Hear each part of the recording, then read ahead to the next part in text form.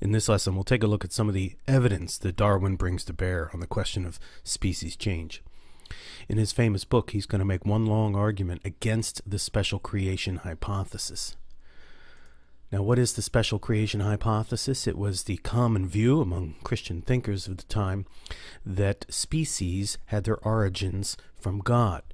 In other words, God designed different kinds of species for life in a certain habitat and then created them at some point in the past. So the species we see today, like giraffes and chimps and humans, always had parents that were just like the forms today. So giraffes always had giraffe parents back to the mind of God. Likewise with chimps and humans. So the lines of ancestry never converged. So God designed each species to survive in their respective environmental conditions, and this does take design. So the adaptations were evidence of this intelligent design. And then at some point in time, God created all the different species according to the book of Genesis. Now Darwin is going to gather evidence that this story is not correct, that in fact species did change over time. There will be 4 categories of evidence: the fossil record, the geographic distribution of species, comparative anatomy, and classification. And in this lesson we'll just look at the first 2. So we'll say Exhibit A will be the fossil record.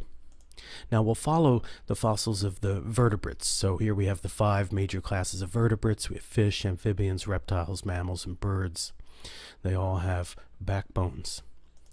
And we know that when we look at sedimentary rock, we see these layers, and we know that the deeper rock layers are older. And so by inspecting the fossils in these layers, we can see if life changed over time. And in fact, all over the world, you find an interesting pattern in vertebrate fossils in the rocks.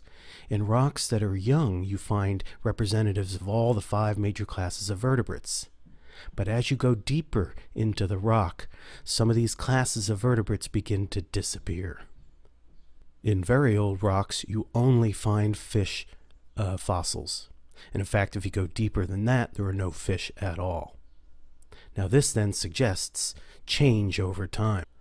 Now the fossil record in Darwin's time was not certainly as complete as it is today, but nevertheless Darwin's going to argue that if the fossil record shows this kind of change, then that argues against, that's evidence against the special creation hypothesis. For example, we might expect then, if God really did create all species at some time in the past, according to the book of Genesis, then we would predict all of the vertebrates to be found in all of the rock layers. If they were all created at some point in the past, then fossils of all the different groups should be found in all the layers. So again, Darwin is going to be sort of always in his mind making observations to see how these observations either support or weaken the prevailing view at the time, and that was the special creation hypothesis. So the fossil record weakens the special creation hypothesis and supports the hypothesis of species change over time. Now the vertebrate fossil record suggests something fascinating, that at one point in time there were only fish. They were the only vertebrates on Earth. And then at some later point in time, perhaps tens of millions of years later, we have fish and amphibians. So the fossil record of the vertebrates suggests that some fish evolved into amphibians. And if we go further, some amphibians evolved into reptiles. So again, at this layer here, we have fish and amphibians, and then sometime later we have fish, amphibian, and reptiles. Well, where did the reptiles come from? Now the argument here the biologists are going to make is they more likely came from amphibians than fish, because amphibians and reptiles have more shared characteristics. But again, you see the striking conclusion here, that at one time there were only fish and then there were fish and amphibians. Well, where did the amphibians come from? Perhaps some fish turned into amphibians and some amphibians into reptiles. If we go on up, mammals and birds then can trace their origin back to reptiles. So these are some radical changes in life over the course of millions of years. Now let's focus in on the reptile to bird transition. So if some reptiles evolved into birds, there should be fossilized transitional species that have characteristics of reptiles and birds. And paleontologists call these things transitional species or transitional forms. So if some reptiles really did somehow undergo some major transformation into birds, then we would expect, if that took a long time, we would expect to find fossils of some of these intermediate types. And in fact, that's just what we find. So in the mid-1800s, a very interesting specimen was found called Archaeopteryx. And this is a reconstruction of what scientists think Archaeopteryx looked like, but it had some interesting features. So it had feathers like modern-day birds, but its tail had a tailbone like a reptile. So modern birds do not have tailbones, they just have feathers for tails, but this specimen had a tailbone. In addition, Archaeopteryx had teeth. Now modern birds don't have teeth, but reptiles do. And so the suggestion here is that this is an organism that had some characteristics like reptiles, the ancestral group, and some characteristics like birds, the descendant group. So Darwin's going to argue that this is evidence of this major kind of transition, that some reptiles were evolving into birds. Now today we have good evidence that actually birds can trace their lineage to dinosaurs, but of course the dinosaurs going farther back in time would have their origins amongst the reptiles. In summary then, for Exhibit A, the fossil record suggests major changes in life over time, and this weakens the special creation hypothesis. It's now time to move on to Exhibit B. We're going to call it species distribution. Darwin's going to argue that the distribution of species around the planet is evidence of species change. It's a clever kind of argument. Now, to see the competing ideas and how they would explain something, we're going to take a simple example of polar bears and penguins. Where do polar bears live? They live in the northern hemisphere, in fact. Where do penguins live? They live in the southern hemisphere. Now, why would this be? Well, according to the special creation hypothesis, God had designed polar bears with certain adaptations to live in cold climates, cold environments, and likewise with the penguins. But from the special creation point of view, it could very well be that polar bears could live down in the south and the penguins could live up in the north. So it raises a question.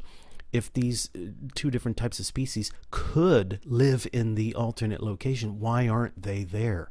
And again, for the special creation hypothesis, we're left with this idea that, well, God had reasons that perhaps we can't understand or know to put polar bears in the north and not in the south, and put penguins in the south and not in the north. Well, Darwin was unsatisfied with this type of reasoning. For Darwin, he's going to argue that each species, the polar bear and penguin, evolved at its origin site and could not migrate to the other suitable locations. So for Darwin, the reason polar bears are in the north is because they evolved in the north, and they were unable then to get down to other suitable habitats in the south, and likewise for the penguins. Notice that's a very different kind of explanation for why polar bears and penguins are in their respective locations. Now, a very significant and powerful set of observations that Darwin made concerned oceanic islands, and a famous example are, in fact, the Galapagos Islands off the coast of South America. Now, the Galapagos Islands consist of multiple islands, and they are volcanic in nature. So there was no life on the islands when they first formed. Thus, current species must have colonized the islands. So when Darwin arrived, there were all kinds of species on these islands. But the islands were volcanic, so they started out with no life whatsoever on them. The species there today must have originated somewhere else. Now, what kinds of species do we find? Well, of course, the famous finches on the islands, and we have the Galapagos tortoises here. We happen to have two types, the dome shell here and the saddleback shell here. We have the Galapagos cormorant, interesting species, has wings, but it can't fly. And then the only marine iguana in the world, the Galapagos marine iguana here. Now, as it happens, Darwin also had a chance to examine species on another set of oceanic islands, this time off the coast of Africa, called the Cape Verde Islands. And they are very similar in climate and geology to the Galapagos Islands. And so again, Darwin was interested because here we have two sets of islands, and if the special creation hypothesis were true, then God might have put similar species on these very similar types of islands. So here we see the Galapagos Islands off of South America, the Cape Verde Islands off of Africa. They're very similar types of islands, similar climate, similar volcanic origin. What does the special creation hypothesis predict? Similar species on these islands. But when Darwin examined the species, he found a very different pattern. The pattern was that oceanic species are most similar to the nearest mainland species. So the Galapagos species were most similar to the nearest South American species, not to the Cape Verde Island species. The Cape Verde Island species were most similar to African species, not the Galapagos species. And this pattern played out all over the world. Oceanic islands are these islands that are volcanic in nature. They kind of emerge out of the sea, and they have to be 300 or more miles away from the continent. That's a typical pattern for these oceanic islands. Now, again, we have to ask, well, why would this pattern hold up? So, again, from the special creation hypothesis, we're left with the idea that, well, for some reason, God wanted to make the Cape Verde species similar but not identical to the African species, and God wanted to make the Galapagos species similar but not identical to the South American species. And again, Darwin thought there was a better explanation. For Darwin, this was evidence of migration and change. Now let's consider the Galapagos Islands in a little bit more detail. So here we have the South American continent here we have the islands, and of course originally the islands had no species on them. They were volcanic, they emerged out of the sea, but we do have species on the South American continent. Now Darwin noticed that oceanic species, like the Galapagos, were often unique to the islands, existing nowhere else on Earth. So when he would look at the species on the Galapagos Islands, they had resemblances to the South American species, but they were unique in interesting ways. Now for Darwin then, the uniqueness of the Galapagos species made sense if their ancestors were continental species, and the unique living conditions on the islands somehow changed the ancestors into new species. So notice what he's doing here. He's explaining the distribution of species. There are slightly different species here than on the mainland. He's explaining it by this concept of species change. Whereas in the special creation hypothesis, we just have to say that, well, God for some reason wanted to put slightly different species on the islands, slightly different than the continental species. So the pattern here found all over the world is that oceanic species are most similar to the nearest mainland species, and Darwin's going to then explain this by saying the ancestors were from the mainland, and then they were changed over time to become unique species on these oceanic islands. Notice then, geographic distribution of species is explained by species change. And the reason these Galapagos species are found nowhere else in the world is because they evolved here. This is their origin site, and they could not get anyplace else, any other suitable habitats. Another nice example of species distribution shedding light on species change also involves islands. Here in this diagram we have a mainland here, some continent, and then we've got near islands and then far islands. Now the far islands tended to be those oceanic islands. They're volcanic, so they initially had no species, but now they might be colonized with some species. But Darwin noticed an interesting pattern. When an island was near to a mainland, and often they would be continental islands, so the rock would be similar to the mainland rock. This would be like Catalina off the coast of California. When the island was close by, you might find reptiles, birds, and mammals. If the island was a bit farther, you would find reptiles, birds, and maybe a mammal, but the mammal would often be a flying type like a bat. But for those islands greater than 300 miles off the coast of a mainland, often these were the oceanic islands, volcanic in origin, you only found reptiles and birds. So it raised the question, why no mammals on the oceanic islands, and why no amphibians on any of the islands? So you see, this is a pattern, and it cries out for an explanation. Now again, the special creation hypothesis, the defenders might say, well, God has reasons for putting reptiles, birds, and mammals on the near islands, but then not putting mammals on the far islands. God has reasons for putting no amphibians on these oceanic islands. But for Darwin, he had a more enticing explanation, a natural explanation. For Darwin, the answer was that amphibians and mammals cannot make a long ocean voyage. Reptiles and birds have adaptations that permit long ocean voyages. So let's see what that looks like again with the Galapagos Islands. Well, of course, the birds we find on the Galapagos Islands could have flown from the South American continent. Right? Now, how did reptiles, how did the tortoises and the iguanas get out there? Well, reptiles can hitch a ride on floating vegetation and survive for a long time because of their adaptations. Reptiles have that dry, scaly skin. They can conserve water. They don't need to eat a lot. And so they can make long ocean voyages.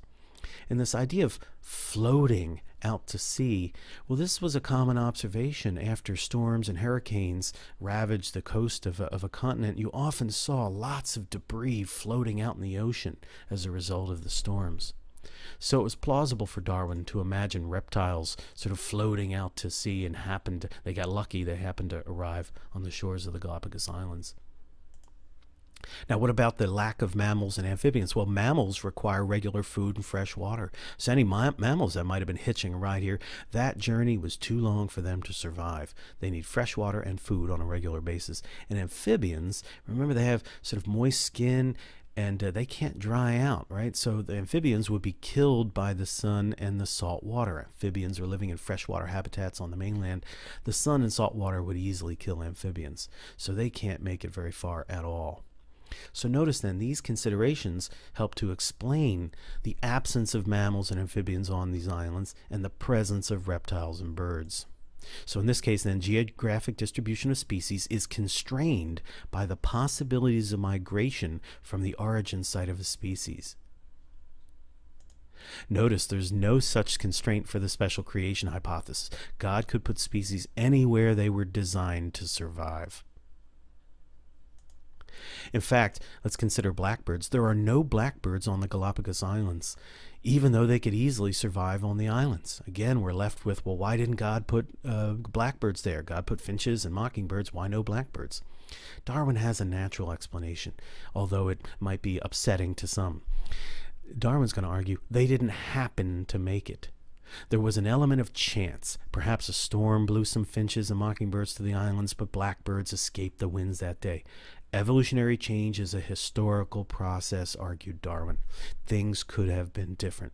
Finches and mockingbirds were not destined to colonize the Galapagos Islands. And this element of chance in the history of life is unsettling to some. But Darwin is going to argue that this is the nature of the evolution of life on Earth. The species on the Galapagos Islands today were not destined to be there. These were chance events that led them to arrive, at least some of them to arrive on the islands. After all, we can imagine some reptiles floating out to sea, and many of them just float by the islands. They didn't happen to land on the islands. As well, storms blowing some birds off course and not other birds. In summary, then, the Exhibit B was the geographic distribution of species. Darwin's going to make many interesting observations that are best explained by this concept of species change, that ancestral species, when they colonize a new environment, some natural forces are changing this species to become new species, and then once a species originates, it may have limitations in how it can migrate to other suitable locations. So the pattern of distribution of species on the planet was evidence of species change.